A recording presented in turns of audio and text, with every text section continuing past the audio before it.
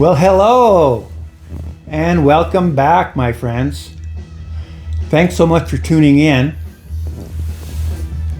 Got a little music in the background. This is Can off their Soundtracks album from 1969, 1970.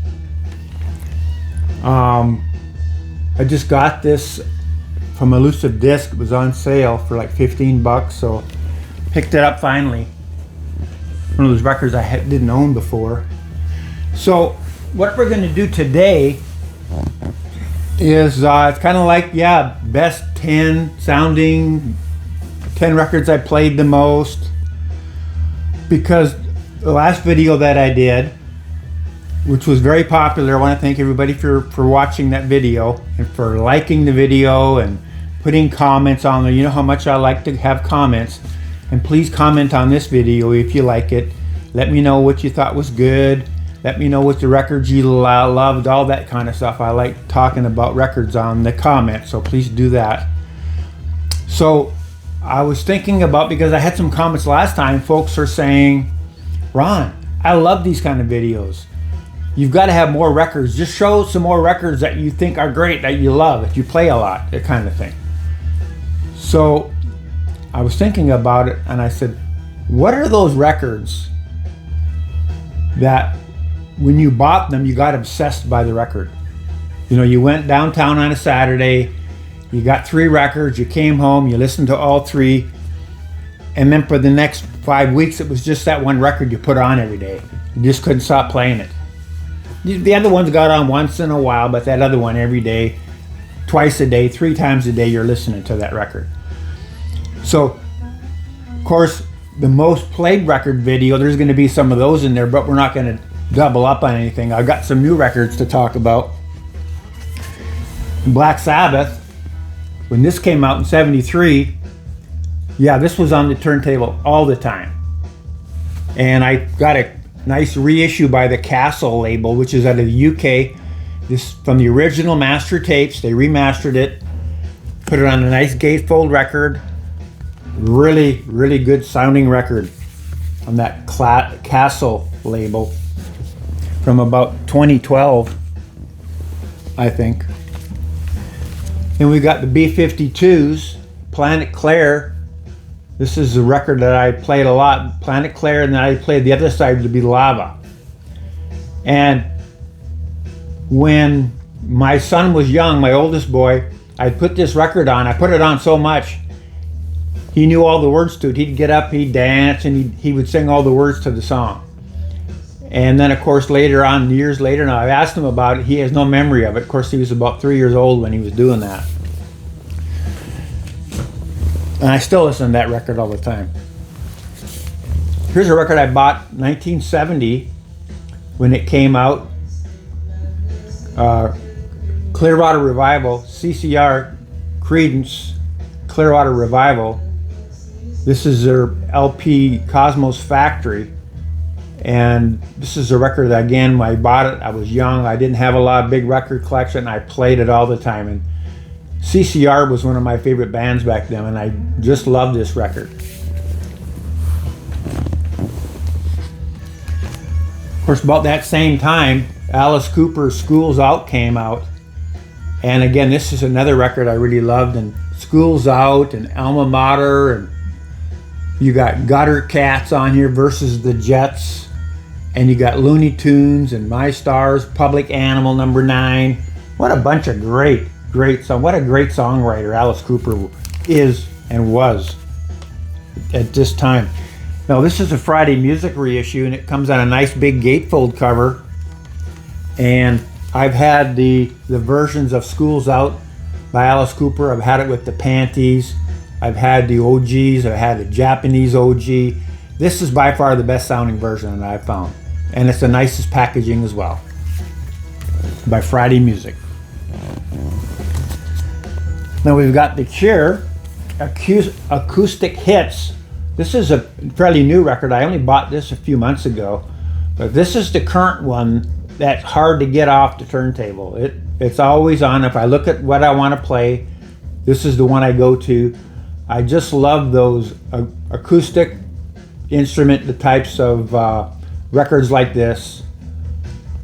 And if you don't have a lot of Cure records, this is a double LP, so it's got almost all their really good hits on this record. And of course, like I said, it's kind of a live version of it, kind of acoustic version. It really sounds fantastic. It's kind of, the word I was looking for was unplugged. You know, if that was a certain time when they were doing a lot of unplugged, this is great, because I love that unplugged stuff. I really do.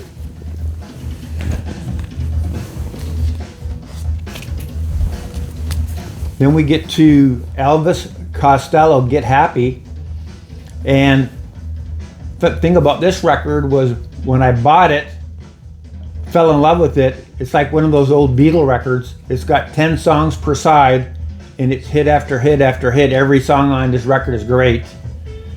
And MoFi reissued it here a number of years back on a 2LP, 45 RPM. Because, you know, it's got 20 songs and the groove cramming and all that stuff, right? So I said, well, that's gonna be great. So I bought it, and somebody had reviewed it on their website and said it sounded fantastic. So I said, well, great. So I got it, and I listened to it, and I said, yeah, it sounds okay, but let me put this one on. This was so much better, so much more bass, the voice so much more realistic, just much better record. And this is where kind of started for me with MoFi about what are they doing over there, what's going on, because not all their stuff is great like it used to be. It's all kind of like hit and miss. Elvis Costello, Get Happy, played it to death. Now here we have a Dire Straits record, and this was a reissue. This is remastered by Bernie Grumman from the original tape. Came out a number of years ago on a Warner Brother label. And of course, you know, it's got Sultans of Swing and Into the Gallery, Wild West End, Lions, Six Blade Knife. I could go on and on. What a great record. Played it over and over and over. When this first came out, this is all that I was listening to. Depeche Mode, Violator. Another record, when it came out, it was so great. I played it over and over and over again. And I still play it a lot. It's just probably one of my most played records in my record collection. Depeche Mode, Violator. Then we have Emerson, Lake and Palmer, Tarkus. This record, again, back in 71, whenever it came out, I listened to it a lot back in those days. And Keith Emerson is so good on the keyboards and synthesizer, and Greg Palmer on the drums, and Lake on the vocals and on the guitar and everything. Fantastic. These guys are virtuoso. Anytime you get one of those real big groups and there's a three-piece band, everybody is great. And this is one of those records. We got Golden Earring Moontan, and this is on the UK first press on the Black Tracks label. And this is Golden Earring Moontan, and it's got Radar Love and Candy's Gone Bad and Vanilla Queen and on and on. Just fantastic record. One of my favorites. Genesis, Selling England by the Pound. I think this is their best record. I bought this when it first came out on a UK pressing. And of course I listened to it all the time, sounded great. And then when it was reissued by Classic Records, I bought this one, and this one sounds a lot better than the UK first press. So really happy with that record. Hawkwind, In Search of Space. What a fantastic record. When this thing came out in 73, I wasn't putting on Pink Floyd, Dark Side of the Moon hardly at all anymore. Jethro Tull, Aqualung wasn't getting much play. I was playing the heck out of this. It was really different stuff. I fell in love with it. And this is now a reissue. It's on a double LP, where they kind of spread out the tracks, kind of made it more of a hot mix, and it's on red vinyl. And I've had the original with the book, I've had the UK original with the book, and I've had an original Japanese pressing, and I compared them all to this one, and this one is just as good as the Japanese. It's better than the UK, better than, of course, the Canadian press. Love this Hawkwind, In Search of Space record. This is In Excess, and what's Shabu Shabu. Shabu Shaba, I guess the name of the album is, In Excess. And when this record came out, it came out at the same time as U2 War came out. And those two together, that's what I was obsessed with. I played these over and over and over. This was kind of that new wave, new sound coming out. And I played the heck out of it. Just love this record. Quincy Jones, Body Heat.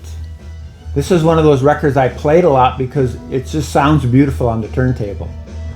And the more I played it, the more I fell in love with the record and loved all the songs on it. And so I went out and I got the Japanese first edition of the record. And these, if you just buy the regular Warner Brother, they're gonna sound great. You're gonna make your stereo sound fantastic. Any of those early Quincy Jones records are good. Then we got Morphine. This is a band. Sandman's on the 3-string bass guitar, and we got the saxophone and the drums. Again, another 3-piece band.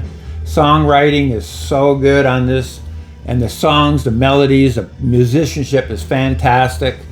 This is a great, great band, great record from the 90s. It was reissued by Run Out Groove, and this is on the Stoughton jacket gatefold. And it's even numbered, and I got number 38, whatever that means. And but what a great sounding record. They put it on 2 LPs. One is the original record, and the other one is a bunch of outtakes, redos, songs that never got on the first record. It's kind of completes everything. Fantastic. Now we have Joni Mitchell, Court and Spark. This is another one of those records that it was just recorded so well. There was a friend of mine had this record. Every time I would go to, he'd play it. So finally I bought it, and then I just kept listening to it all the time because it just sounded so good on my stereo. And then of course I fell in love with it.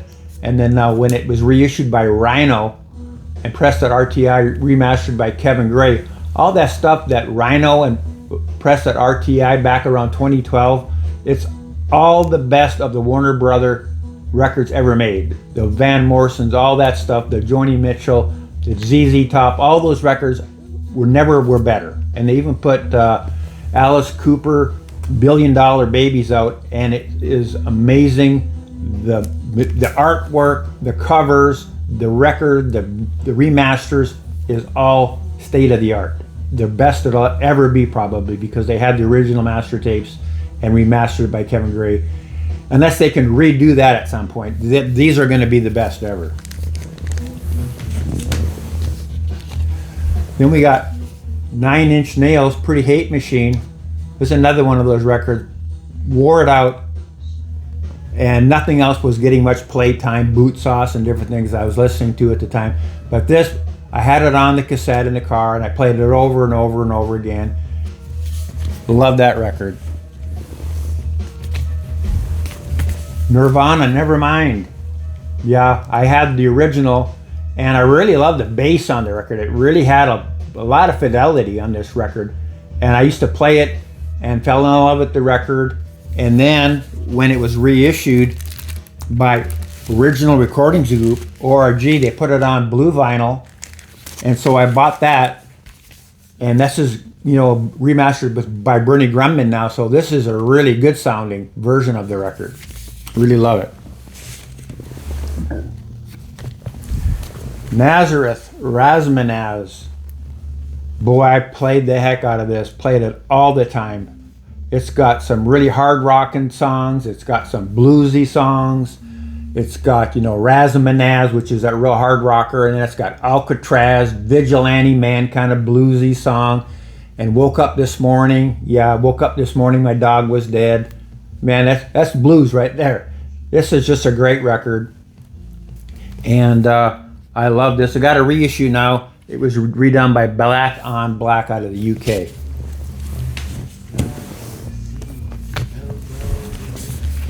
Pink Floyd Animals. Everybody should know about this record. If you don't, you need to own it, because this is, again, one of those records when it came out, I was obsessed by it. Played it over and over and over again.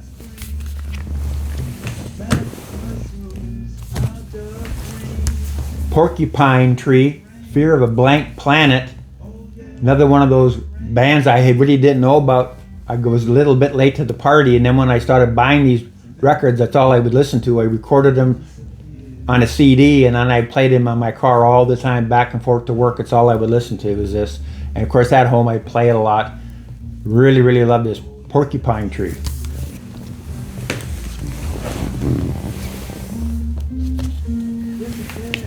And when Avalon came out, this really made Roxy music a lot more popular than they were, because this is such a great record. It never got off the turntable. Played it over and over and over again. Was obsessed with the record. What a beautiful, gorgeous record it is. And the Smiths. I'd like to thank Jacob Murphy for sending me this copy, the Rhino edition. And this is another band that when they came out, I got every record that when they came out, and this one is probably the one I played the most. Really, really love it. Now the Stones. Stones, one of those bands like the Beatles, they just played them so much on the radio, you really didn't have to listen to it much at home. But this is one of the records, this is around the time when I got married and I bought my first house, and I would come home after work and I put this on all the time. This was a record I listened to a lot.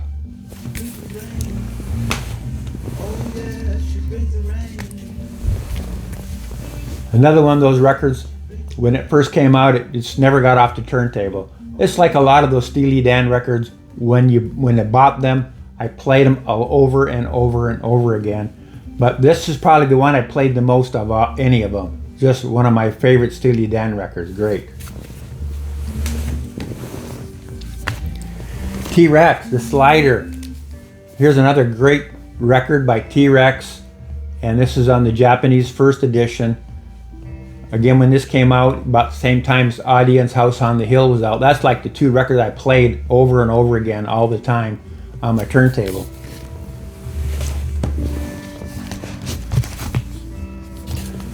Robin Trower, Bridge of Sighs. What a masterpiece of a record this is. Robin Trower is a virtuoso of the guitar. Plays a lot of blues on this. It plays a lot of rockers on this. And he's still putting out stuff. He's got a bunch of new records that he's been putting out every year or two. And they're all really good. They're not quite as hard and fast as this one is, but they're still very good. One of my favorites. Hard to get it off the turntable. This is one of those records, when you play side one, you have to flip it over to play side two. You just can't play the one side. It's always two sides. U2 War. It's like when I was talking about when I was playing the In Excess record. This came out at the same time, and I played them both. I recorded them on tapes, played them on my Walkman, played them in the car. Always were listening to it. Now we have Uriah Heep. This is The Magician's Birthday, and it's got that Roger Dean artwork on it, which most people think of Yes when they think of Roger Dean, but Uriah Heep had a couple records that had the Roger Dean artwork on it as well. They're from the UK. Great band. And again, when this came out in 71, I didn't have a lot of records back then, and I played it every day. Alex Harvey Framed, and I'd play this record and over and over again. Played it a lot. Then when this came out, John Vangelis, The Friends of Mr. Cairo. Yeah, I love that song. I played this many times. When it first came out, that's all I would listen to, was this thing. I bought it when it came out, and I played it over and over again. Johnny Winter, still alive and well. This is the Friday Music reissue, and I used to have it on the original Columbia label. This is much better sounding, much better packaging. It's now on a nice big gatefold, 180 gram record. Sounds fabulous. Remastered, did a good job.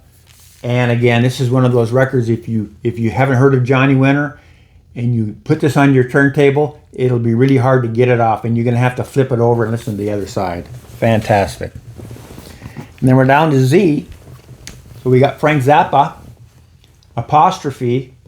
Again, one of those records, you always have to play both sides, and then you flip it over and you play it again, because it's just so good. The musicianship is so good. The songwriting is so good. It's a lot of this really funny stuff on here, and it's just a fantastic record. And I want to thank everybody for tuning in, for watching the video. For all the folks that are new, hopefully you will subscribe to the video. Everybody will put their like on the video. That helps out a lot. And let's hope, we can put some comments down there, folks. And, I can respond. I would respond to every comment. I'd like to hear from you. I'd like to know what you think of the video. I've got a bunch of records. We could do this again somehow. We could think up another way to do it. There's multiple ways to show records. I've got a couple other stacks of records up against the wall, some of my rare records that I'm going to make videos of. I'm currently having a little problem with my stereo. One of my speakers, I have to get a new speaker, a new screen for it. Something happened to it. So it's going to be a little while before I can do the comparison stuff again.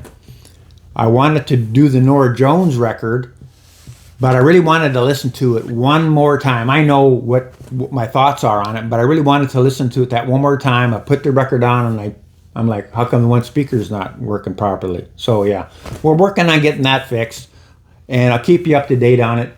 Thanks so much for tuning in and for watching, and bye for now.